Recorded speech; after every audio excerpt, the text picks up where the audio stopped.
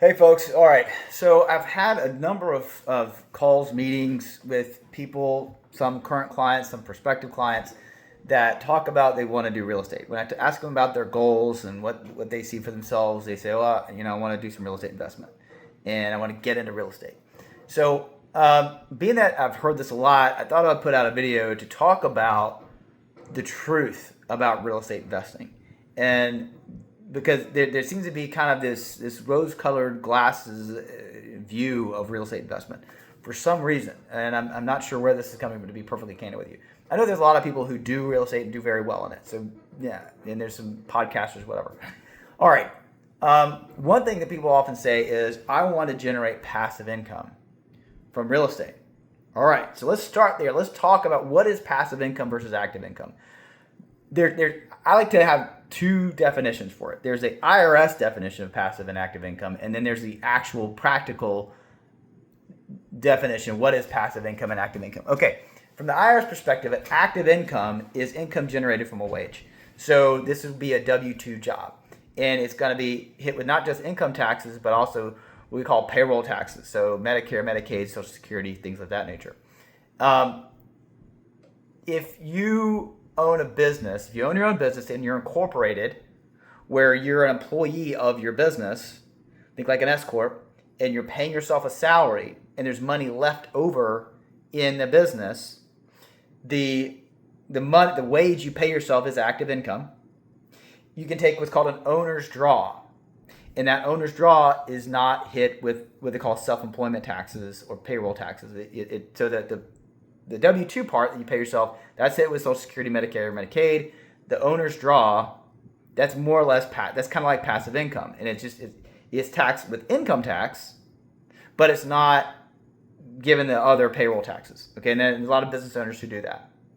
With real estate, you can incorporate and own the business as a corporation and pay yourself a salary the same way. Most people don't do that. They might own an LLC, and I recommend it. And just to let me back up a little bit, I own, my wife and I, we went in together with my brother-in-law, and we own a piece of real estate, and we rent it out, right? And we have an LLC, but we don't incorporate. Most people don't, and they don't pay themselves a salary. It hits their taxes as passive income, and then they can take deductions from it. They tax deduct a lot of the stuff like that. So passive income from an IRS definition is income received passively that you have to do minimal work in order to get it. Okay, that's the tax definition of it. From the practicality standpoint,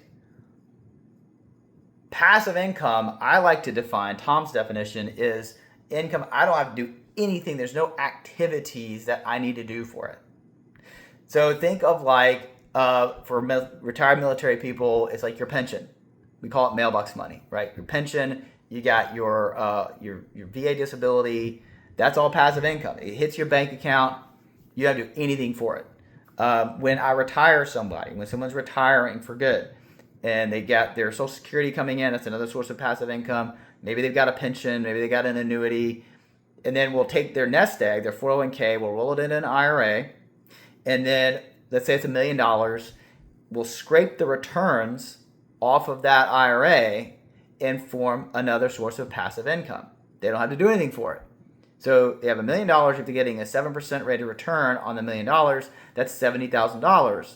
If they average that throughout their retirement until they die, that's $70,000 a year that's rolling into providing some additional income, right? And then so in theory, they never touch the principal, and then it goes to their kids when they pass away. Right? There's other things, there's long-term care and other, but I'm just trying to explain passive income. So that's another source of passive income. Real estate, and I can tell you this from personal experience. Again, I'm not opposed to real estate investment. I invest in real estate myself, both in the form of real estate investment trusts and real estate ETFs, but also we own an actual asset. There's activities when you own the asset. We have to hire a property manager. We have to have an LLC. We have to do tax returns at the end of the year. It's not a full-time job. It's a side hustle. Right, I can still do my regular job that I have as a financial advisor. My wife has a job, but there's definitely activity that we have to do for our real estate. So it's not just going to sit there and pump cash into your bank account. It doesn't work that way. You do have to do stuff. Okay. But now let's talk about the practicality of real estate investment.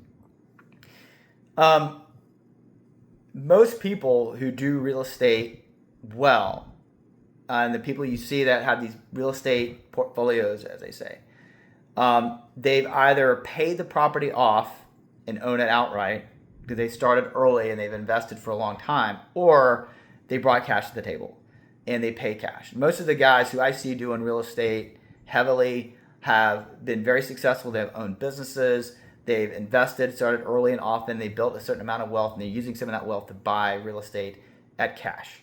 A big example is Jeff Bezos. So Jeff Bezos owns a real estate investment trust, REIT, and he's bought a plethora of single-family homes and multifamily homes across the United States that he owns in his REIT.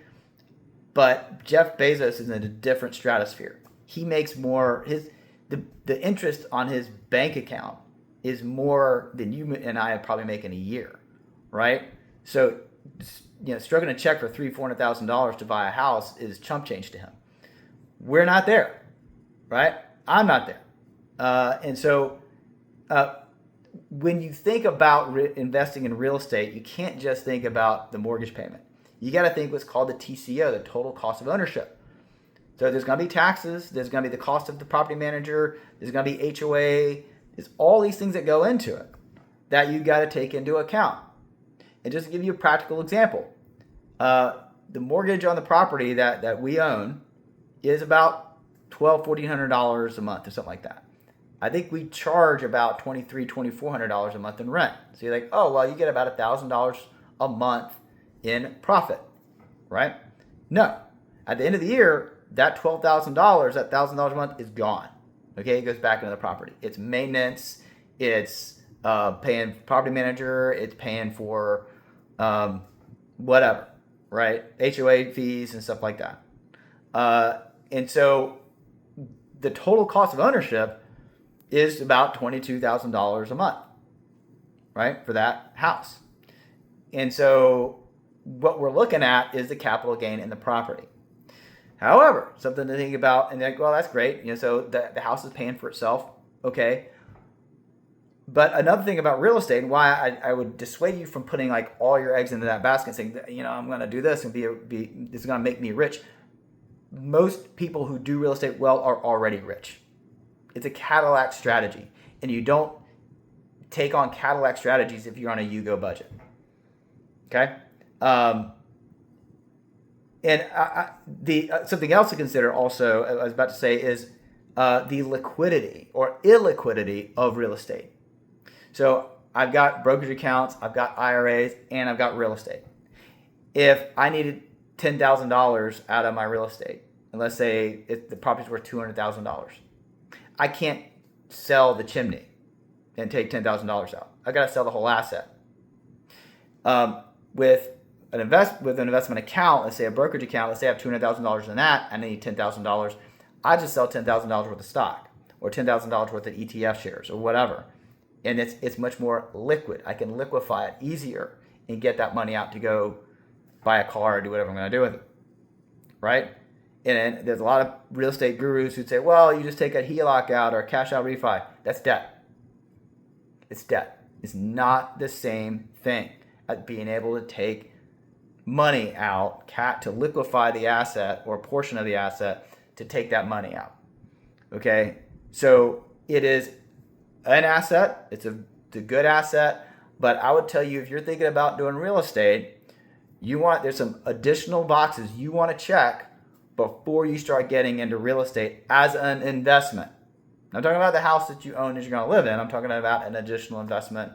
And it goes into that third bucket. If you think about the 4 buckets of financial planning, short-term, mid-term, long-term, and retirement, it goes into that long-term bucket. It's definitely a long-term play. You're thinking at a 10-year time horizon plus for real estate investment, unless you just happen to fall into one of those freak economies where real estate's super cheap, debt's super cheap. You're going to get some low, like what we saw back up until about 2020, 2021, right?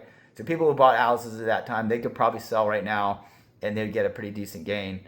But generally speaking, you're looking at a 10-year plus time horizon to getting real estate. All right. Again, I've been hearing a lot of stuff going on these days about people wanting to get into real estate, almost as like a business and start getting, quote unquote, passive income. Just understand that some guys I've seen, that do passive income with real estate really well. Again, have been able to pay cash for it. Or another strategy I've seen with military guys is when they go to their first duty station, they'll get their mom, their dad to help them buy a property that they then live in. And then when they PCS to the next duty station, they hold that property and they rent it out. And then they do that for their 20, 25 years in the military. They retire in their mid 40s, and now they got 5 or 6 properties that they've had from different duty stations. And they're, the early ones are almost getting close to being paid off. And then they have a bunch of these properties in addition to their TSP and then their other stuff like that. But even then, most of those guys, they still have to get jobs because the cash flow, again, similar to my house, the money's going right back into the property, and they're not getting really much net cash flow from those properties, not enough to live on anyway. So just want to talk about the reality of real estate investment. Hope you all have a great day, and hope this helps. But if you have any additional questions, just hit me up. I'm glad to take a deeper dive with you just with regards to your personal financial situation. All right, y'all have a blessed day.